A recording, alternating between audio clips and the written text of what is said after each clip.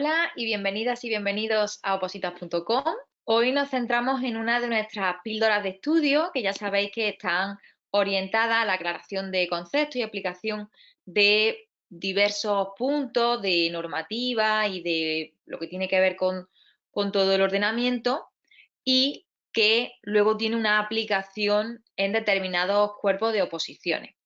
En este caso, nos vamos a centrar en el patrimonio de las administraciones públicas, ya que si bien no en todos los cuerpos o en todas las oposiciones de la Administración General del Estado se incluye una unidad relativa al patrimonio, sí que en determinadas circunstancias se mencionan algunos términos relacionados con patrimonio y no siempre sabemos cómo abordar preguntas al respecto.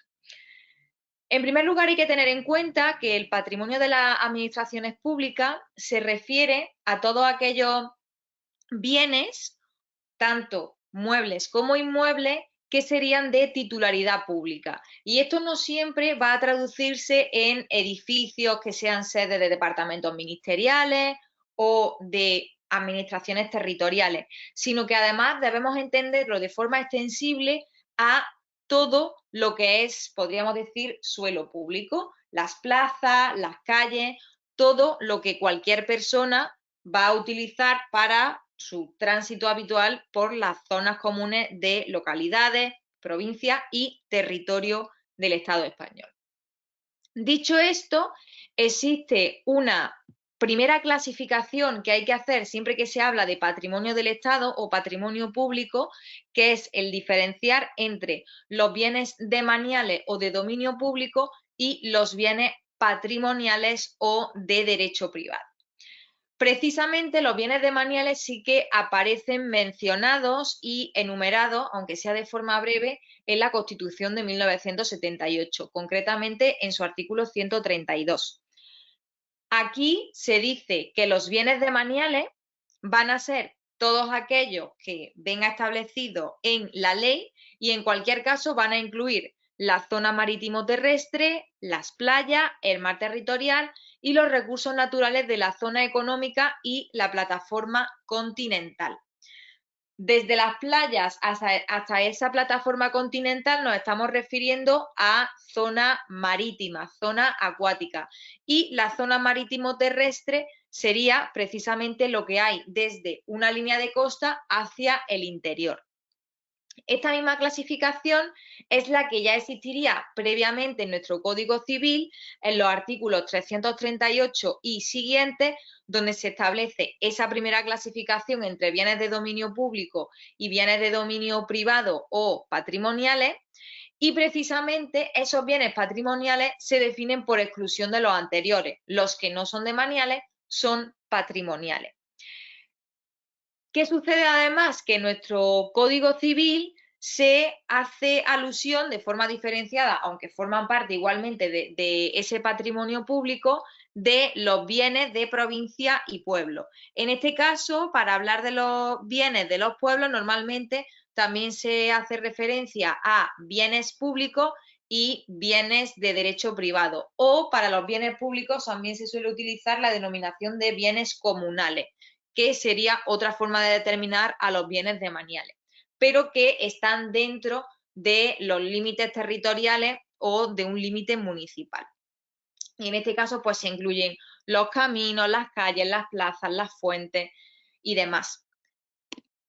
Bien, una vez que tenemos esta diferenciación y cuando nos referimos específicamente al patrimonio de la administración pública, pero entendido en un sentido central, es decir, patrimonio del Estado, sin entrar en el patrimonio de administraciones territoriales, tendríamos que acudir a la Ley 33/2003 de Patrimonio de la Administración Pública, donde la gestión de los bienes demaniales implica, para que quede claro el uso público que prima sobre esos bienes demaniales, habría que hablar de dos principales operaciones.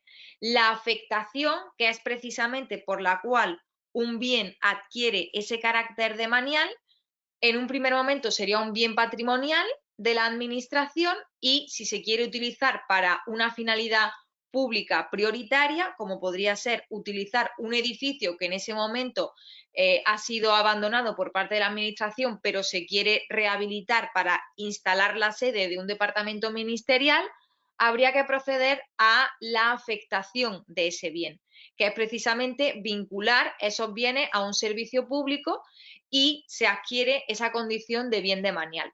Pero al mismo tiempo habrá que adscribir ese bien demanial a un servicio o a la competencia específica de un órgano.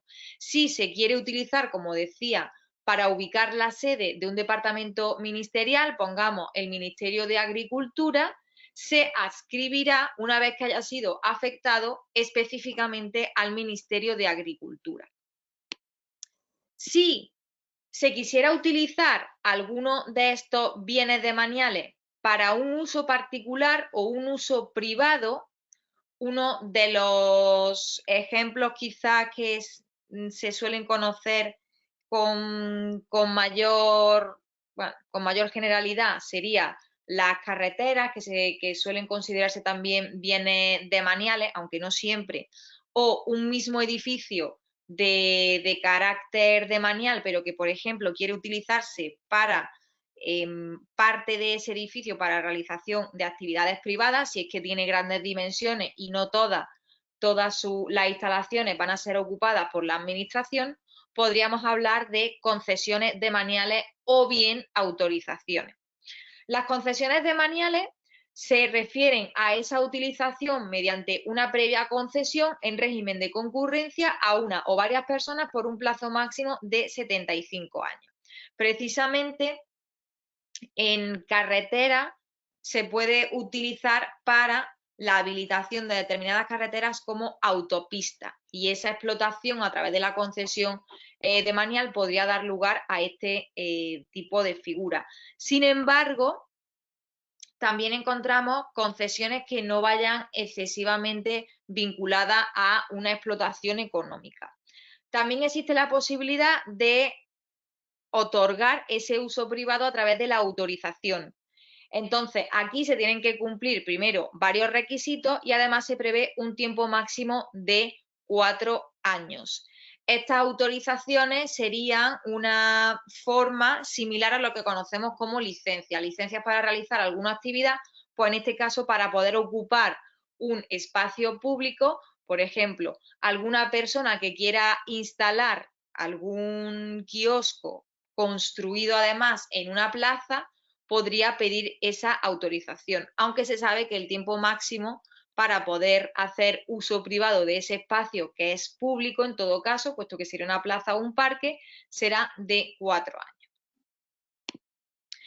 La gestión, por su parte, de los bienes patrimoniales que no van a estar ligados a esa finalidad pública o a ese servicio público, sí que sería mucho más flexible.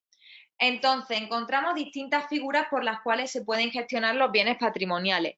Una cuestión, además, fundamental es que, mientras que esas concesiones demaniales y las autorizaciones no van a estar ligadas al pago de ninguna cuantía económica, con respecto a la administración, la gestión de los bienes patrimoniales sí que puede tener una finalidad económica, es decir, pueden ser explotados y la administración percibir unos ingresos por dicha explotación. Lo primero que hay que tener en cuenta es que para que un bien tenga carácter patrimonial debe haberse producido una adquisición de unos bienes que antes eran de derecho privado y de propiedad privada para que pasen a formar parte del patrimonio de la administración. Una vez que ya se tienen en propiedad esos bienes, existen distintas figuras por las que se podrían explotar. Una de ellas sería el arrendamiento. Una administración tiene un edificio completo que no está utilizado y lo quiere alquilar a una empresa para que instale su oficina.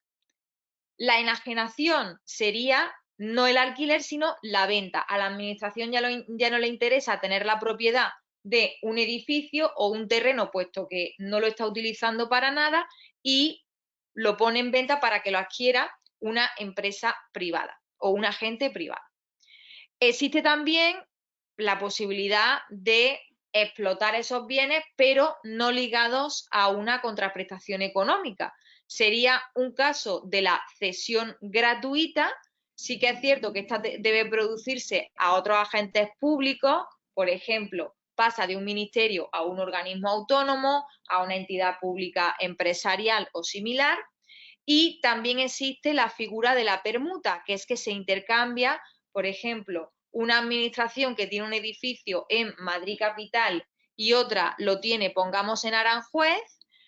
A cada una le interesa el edificio de la otra, pues por necesidades en cuanto a los servicios que presta en Madrid capital y en la ciudad de Aranjuez, cuando haya algún tipo de delegación en esa localidad, y entonces proceden a la permuta, que por supuesto no está asociada a ninguna contraprestación económica, puesto que son los propios bienes en el intercambio los que sirven a modo de contraprestación. Con esto, por tanto, vemos cómo funciona ese régimen de gestión patrimonial.